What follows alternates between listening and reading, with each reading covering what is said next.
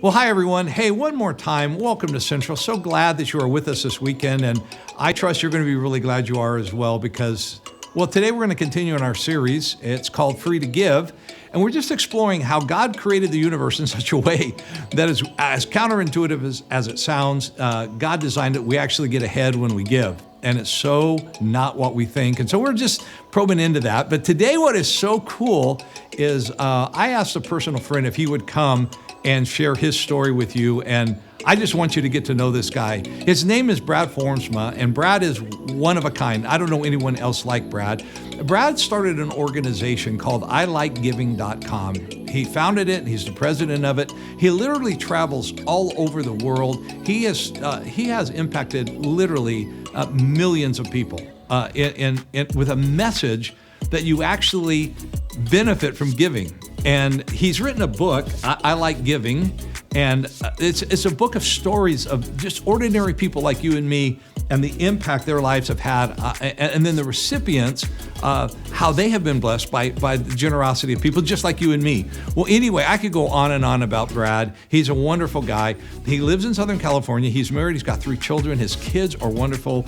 And I'm just telling you, I don't know anyone who more lives out the principles of generosity than Brad. And I'm just absolutely delighted that he's here. I've come to ask him, talk to us about the expression of generosity. So that's what he's going to bring. So, hey, church, put your hands together. Welcome to Central, Brad Formsma.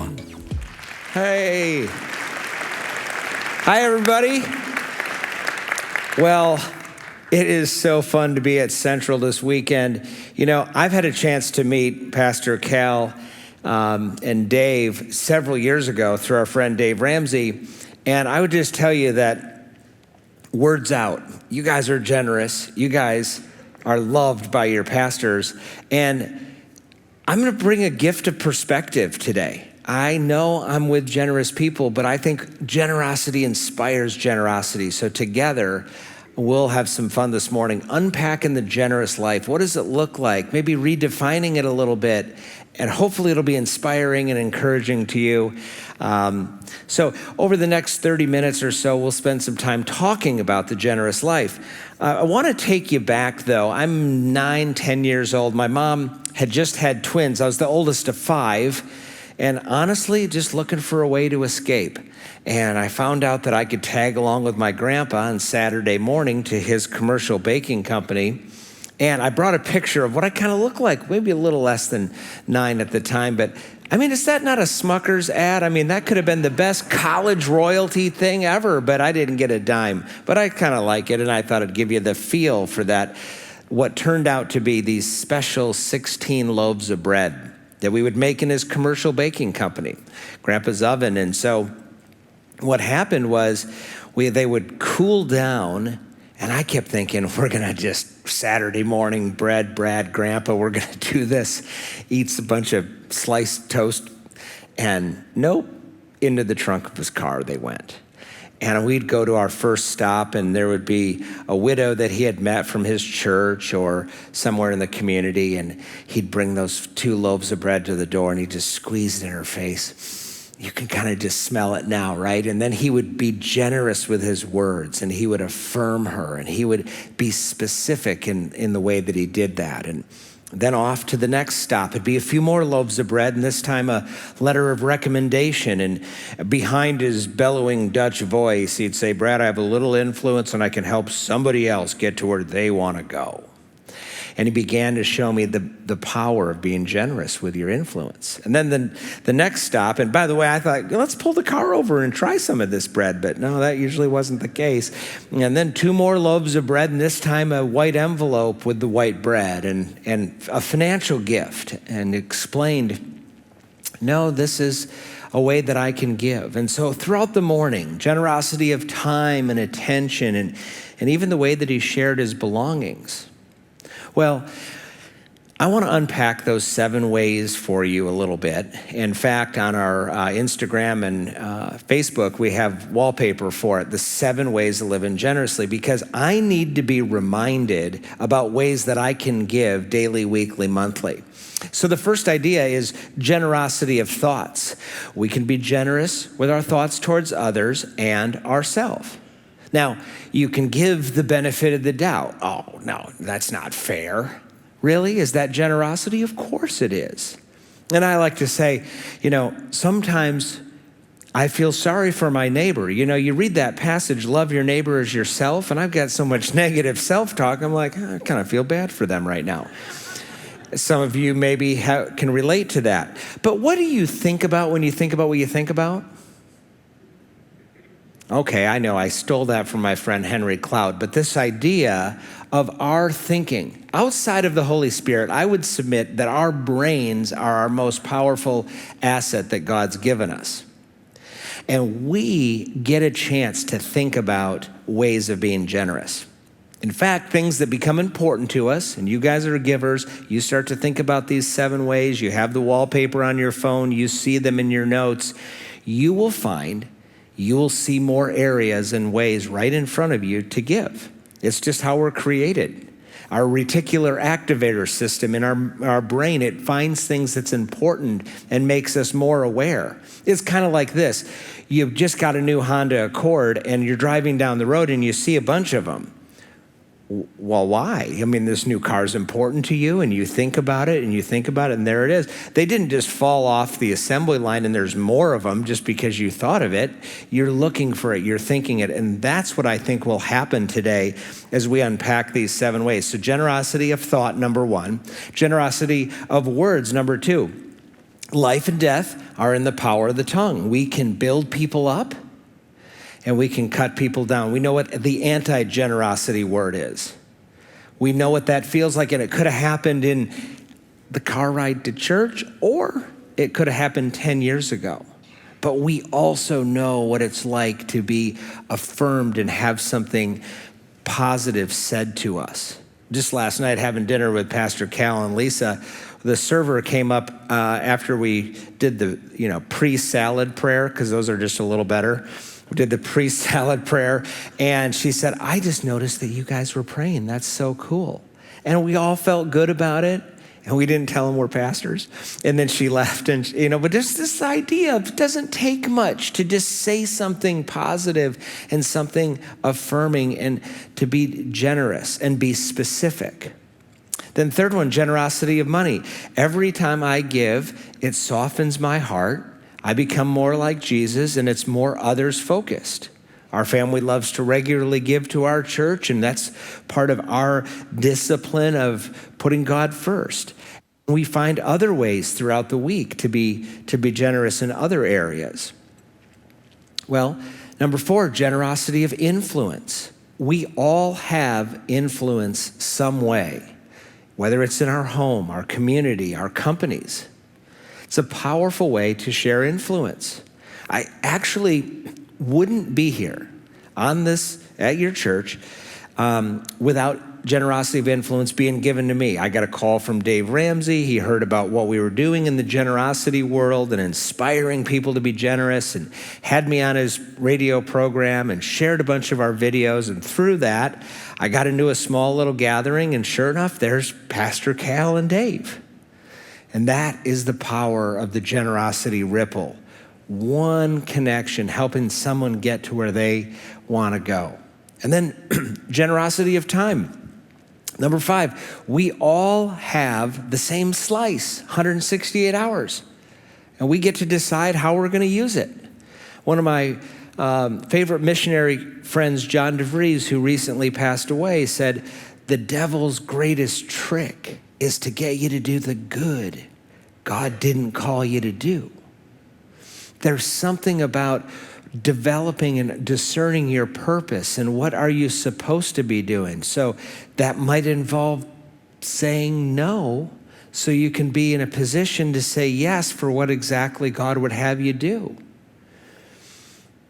Powerful thing. We all have that same amount of time. How do we want to give that away? And then generosity of influence, number 6. Oh, it's not number 6. I already said it. That's number 4. See what happens? Sometimes I mess them up. Generosity of attention is number 6. I think I know why I just forgot it. I kind of want to leave it out because this one is a hard one for me, maybe my hardest. I carry around 6 ounces of glass, plastic, and technology. the phone. Oh my gosh, that thing distracts me all the time. In fact, Pastor Cal said I come from California. They let me out for this weekend. And I don't know if I should have said that. Maybe they won't let me back in. But anyway, we go out to dinner like for date nights in our parking lots. And so we're out in the parking lot. And it's funny because, water goes downhill, so they have to grade the parking lot that way. So you kind of sit like this at dinner. And I'm like, can you believe, honey, all these people that are out for dinner with their cell phones? And she said, yeah, it's amazing, kind of like you. I'm like, oh, no. I mean, for crying out loud, I was looking at what everybody else was doing and realized I wasn't being fully present with her. We know, don't we, what it feels like when somebody's fully present with us? And we also know what it feels like to have somebody looking over our shoulder or not being fully present with us. It's a powerful gift, powerful way to be generous. And then generosity of sharing our belongings. This takes on different forms. I would say, perhaps pre-COVID, there's a knock on the door and your neighbor says, I'm making chocolate chip cookies. I'm short a couple eggs and could I have a few eggs? And, you kind of skip to the fridge. And in the back of your mind, if you're honest, you're thinking, I might get a few cookies out of this deal if it goes right. But what happens a week or two later when you've gotten a new car and their car's in the shop and they see that your other car's still there because you didn't turn it in and, hey, can I use your car when mine's in the shop? And a hush falls over Central Christian, right? Okay, this isn't about conviction, but it takes me to one of my favorite passages where it says, command them to do good, be rich in good deeds. And stopping right there, I would say, that's where he wants us to know this generosity thing isn't once and done. It's always and often. Command them to do good, be rich in good deeds, be generous and willing to share. And that willing to share thing is a posture of our heart. So I don't know what that is for you, but I would just submit if it's all owned by God, then it's this position of how do we share that? So those 7 ways modeled by Grandpa frame up kind of what we do at I Like Giving and what we do in terms of teaching and inspiring people to live generously. Well, Grandpa would always say, you got to get your antenna working. And it was his way of saying you're looking and you're listening for giving opportunities. Now, my sons came to me the other day and they said, Dad, you really need to explain to the audience what an antenna is because if people under 30 are there, they're not going to know what an antenna is. But we all know with an antenna, one has to be intentional, right? You turn the radio on, you're intentionally focusing at something, you're thinking about it, it's important to you, you want to get a better reception. So the antenna's working. And for our family, we would always say to our kids, we want to bring you in and around conversations of giving, and we want to use that through the power of story. So like I came across a newspaper article one time, and the kids were 10, 7, and 2, and I began to read this article about a Sudanese father and son who were firebombed out of their village. They lost friends and family, and they were now in Grand Rapids, Michigan. They had a couple bikes given to them, and they have clothes that not very many clothes. And the bike was the dad's way to work, and the other bike was the son's main toy. And as I read further, I realized that their bikes were stolen. I'm like, oh. One question, what should we do? My oldest son said, we got to go get them bikes. And I'm like, you're right, we got to go get them bikes. So we went to the bike store, loaded them in the back of the minivan, and as we rolled up to that first stop sign, my wife looks over and says, where do they live? I'm like, I don't know. They didn't put the address in the newspaper. This is where I'm going to bring you into my marriage a little bit. I'm the gas pedal. She's the brake. Now, some of y'all might be married to a brake or a gas pedal, and the last service, there's a lot of this going on. I'm not really trying to do that. I don't need anybody to get hurt. But the point is, it's a funny thing that there are times I wish she would just be all gas, but if we were both gas pedals, yikes. But there's this idea of being unified and working together and seeking to understand each other instead of, oh, you just want to give all the money away, or, oh, you don't want to give anything, okay? So this is a fun dance that we get to be a part of. Well, she's a planner. Like, her idea of a surprise birthday party is 3 weeks of details. I'm kind of not. I'm ready, fire, aim. So, well, that led to 4.5 hours with a wild goose chase all over our city, and we found these people, though. And when we did, because of the language barrier, all the dad could say is, I like bike, as he's riding down the street. And we get in the car. Okay, cool, you like bikes. And my wife says, I kept hearing a voice that there would be hundreds of bikes in that front yard, and there weren't any. I think God had an assignment for us today. And then from way in the back of the car, Dad, that was way better than us going to the water park today. And it was in that minute that I just realized, yes, that's why I'm giving my life away to this work of inspiring people to be generous and now training the next generation of givers through, I'll talk about it a little bit more in a few minutes, but through our education system and showing them the 7 ways of how they can live daily, weekly, monthly. Because when kids experience the joy of giving young and they have it modeled to them, research shows us it sticks for the rest of their life. They might have moments of, fading away from it, but it's the seeds are planted. Well, I must have said the I like bike story to my friend Scott, and Scott says, that's really interesting. Okay, I like bike, whatever. And then he texted me one day and he said, I like cavities. Kind of a strange text, enough to get a phone call. So hey, I like cavities. I'm not a dentist, and I know you're not. And he's like, well, okay, here's the deal. I'm at a dentist's office. I overhear a single mom say, $926. I can't pay it. And he said, I'm keep hearing, I like bike in my head. Here's your chance. And he goes, I'm introverted. Like, I don't even know if I like people. But he said, I had my antenna working, so I went over there and I said, would you forgive me for eavesdropping? And he says, I want to take care of it. He gives his credit card to the cashier. Now, when I'm with Dave Ramsey, I say debit card. He likes that a little bit better. So just a little modification in the story to, But the tears flew out of and rolled down the cheeks of the giver and the receiver. And he talked about how his wheels didn't hit the ground the whole way home. Now, he's a regular giver to his church. He kept growing in his giving, and he was looking for other ways to, quite frankly, think about that passage in Galatians where bear each other's burdens. He eliminated a burden because he had his antenna work and he saw something.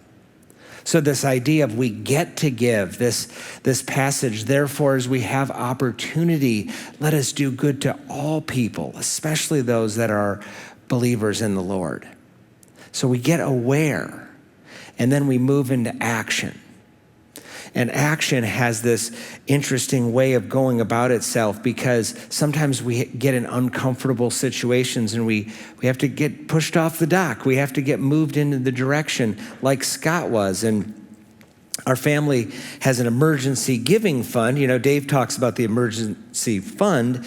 We like to have a little pile of money that is kind of in our minds set aside, and it's there.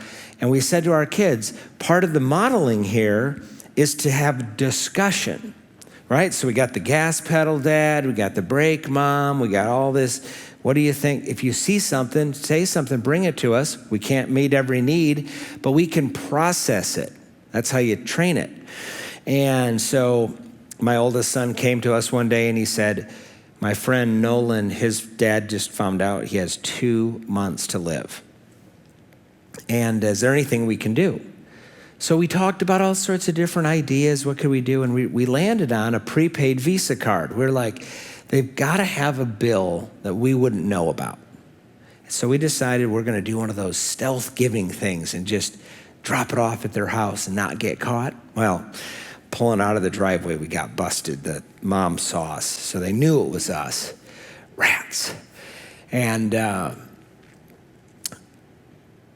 2 months later, we got the word that the man had passed away, and we were so sad about that.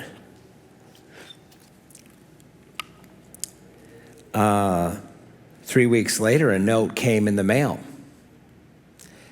and it said, "Dear Brad and Laura, my husband Tom was pacing back and forth in the living room, praying and asking God to provide money so he could put new tires on my car for those Michigan roads in the wintertime so I would be safe.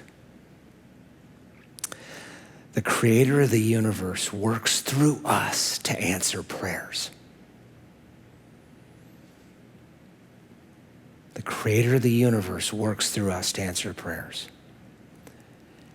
I know that might sound overwhelming, but I would submit that it's something that we get to be a part of. But I think we have to have our antenna working. I think we have to be willing to be in a position where he speaks through us. And I don't know what that's going to be like in heaven, seeing this man, but he might say, "I like tires." Just saying, I don't know. But I'll tell you what happened that day for our family.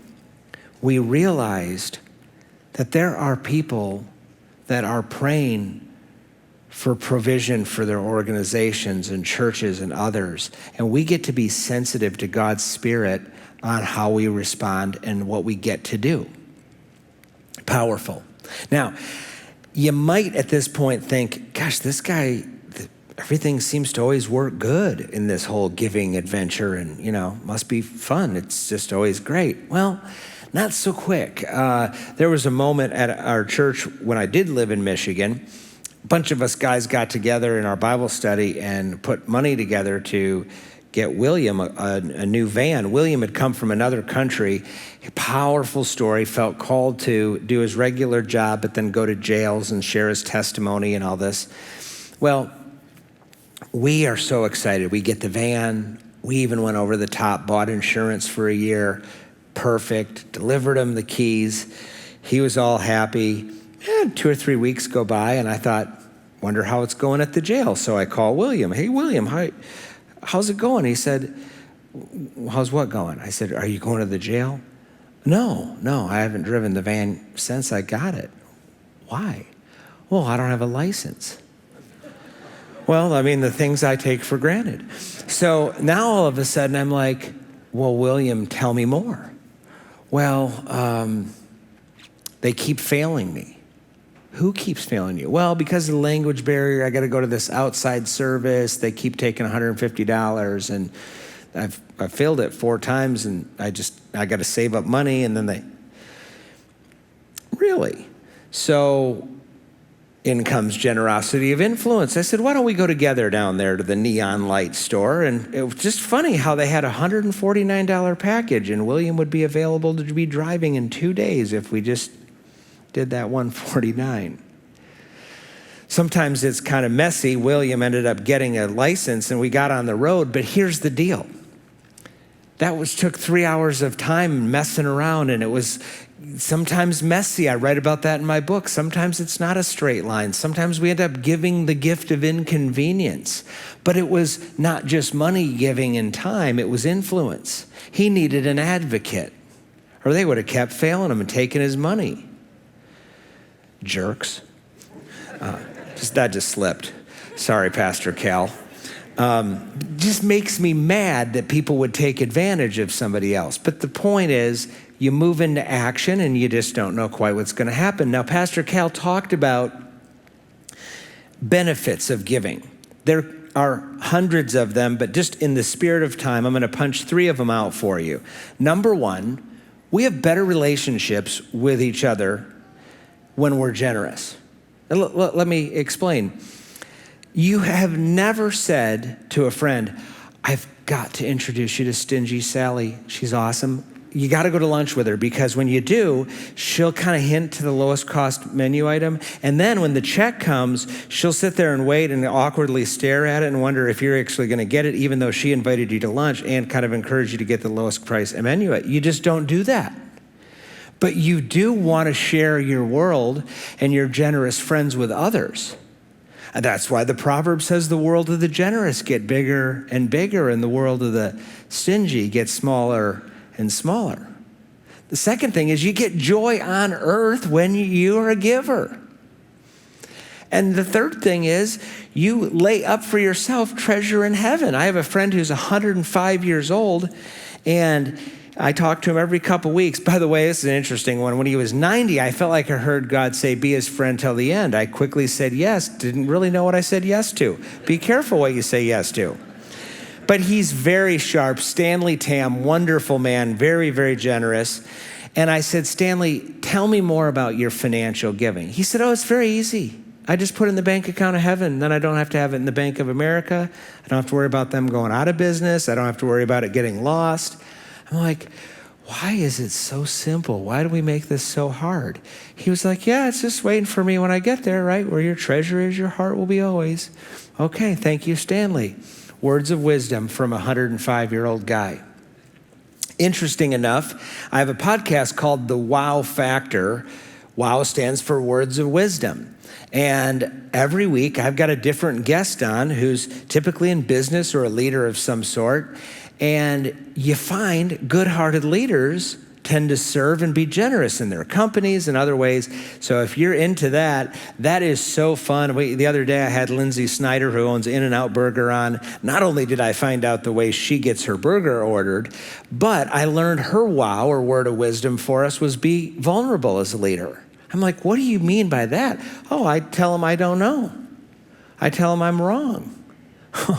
Wow. And then she went on to describe how they're generous with their stores and the way that they help people who can't help themselves, and trafficking and other issues like this. And I'm like, wow, we need more of that, don't we, in our culture? There's enough noise and negativity. We got to find good things to take in and realize that God's working all over our great country in the lives of many people and these businesses. So awareness to action. And that takes us to impact. Now, impact is a powerful thing because one question can change a lot. I was thinking the other day, like, where do I find a widow? Light bulb went off. When I'm getting my hair cut, I'll ask the lady. So you know how it is, you're kind of tipped upside down in the chair and shampooing, and I sat up and said, where do I get a widow? It came out a little funny.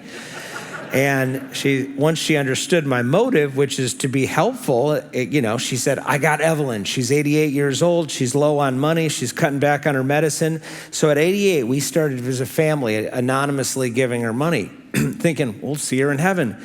And then she turned 92. So we went out to lunch with her. And you know what happened at that lunch? Fast friends that quick. Why do you think that was? Where your treasure is, your heart will be. So at that time, the work of I Like Giving was becoming more popular. A publisher came to me and said, you should write a book. And I said, I cheated in high school English. I'm not your guy. And they said, no, we can help people like you. Which made me kind of think, wonder about the other books I've read.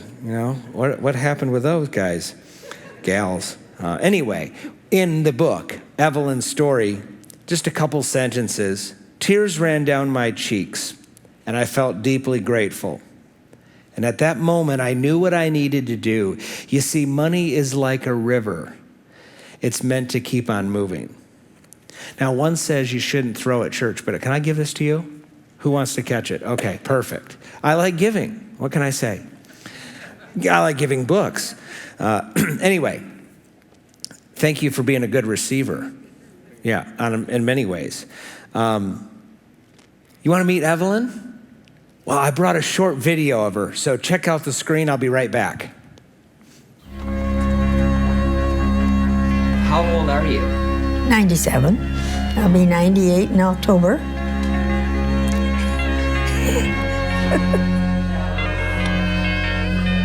I live in a retirement community.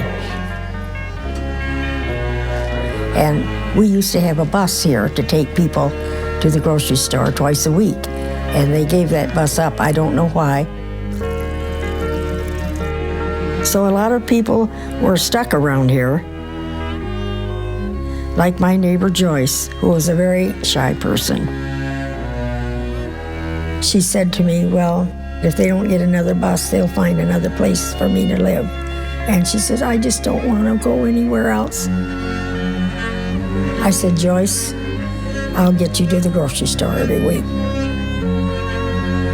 But I lost my driver's license because somebody thought I was too old. But I didn't have a mark against me at all. I was heartbroken at that. I really was. It made me feel old. It made me feel useless.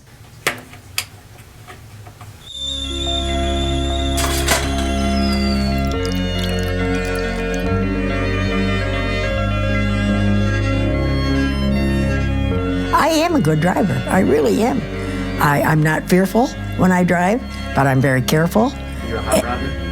No. You drag race a lot? Well, I drive 65, but I obey the rules, so I went to get it back. Isn't she awesome? Spunky Evelyn. Oh, yeah, so good, so good. A couple years ago, Evelyn went to heaven. Man, that week.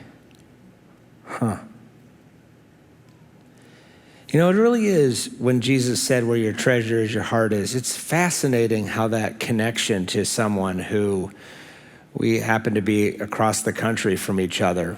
Now, some of you are wondering, well, that's kind of not very cool. You left us hanging. And I did that on purpose because I think most people don't talk about giving and generosity. And so what we've done is we've given you our website address, ilikegiving.com/story. And there you can go watch the 4-minute version. It's the full version. So give this a try. This is so fun. You watch the whole story. You'll find out what happened in this cliffhanger. And then you'll realize that when you start asking, what did you see in that? How did it make you feel? You'll begin to understand a little bit about the power of talking and learning about the generous life. I went to Evelyn's funeral. Newsflash, when you're 98 and you pass away, it's not all your friends who are 90s. So it was 20-somethings, 30-somethings, and it was packed. And it was like a picture of a generous life, not a very wealthy woman, but someone super rich towards God and others. In fact, that one question led to this video coming together of where do I find a widow?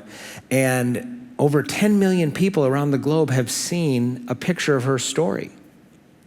One of the things that we're doing at I Like Giving is very focused on training and discipling the next generation of givers. We've learned that between 9 and 11 years old, children move from being concrete learners to abstract learners, and it's in the abstract that generosity lives, and this is where their first time of their values and morals and worldview get shaped up. So what a powerful thing for us to, through Christian schools and through public schools, to teach this to teachers who can bring it into their classroom for 5, 10, 15-minute segments. And I'm going to ask you to pray about this because we are moving this into a place that I think will impact the heart of a kid, impact the culture of the class, and impact our country and the world we're in. I had the privilege of a grandpa modeling it. And some say, oh, how are you going to get Jesus into the public school? I'll tell you. I got on the PBS the other day, and the guy's like, no, I don't want any of that religious stuff. Oh, okay, I won't do anything religious. I said, but I do kind of live my life by this idea that it's more blessed to give than receive. Oh, blankety blank. I believe in that. The lights came on. Brad's here today to talk about it's better to give than receive.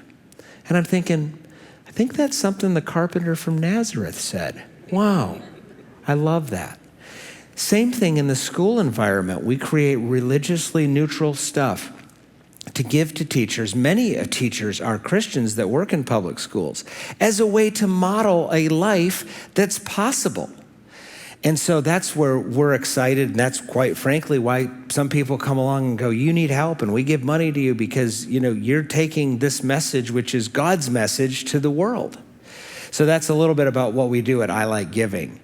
And I would just say that in closing, as we look at those 7 ways, and you perhaps downloaded the wallpaper from Instagram or Facebook, I have them on my phone, and I teach this every day. There's just something about, somebody told me the other day, 110 times you awaken your phone during the day. Wow, that's amazing. Who sits around and counts that stuff, first of all? But anyway, it was just a reminder. I think as you have your antenna working, and you're thinking about those 7 ways, the opportunities will be like that Honda Accord. They're all around you, but they always were there. Now, a note from Grandpa as I close. When I was 14, Grandpa inked this note to me. I had no idea what I would be doing in my life after I sold a small business back in 2007, but I found this note when I was 14. He said, "Dear Brad, Winston Churchill said we make a living by what we get, but we make a life by what we give.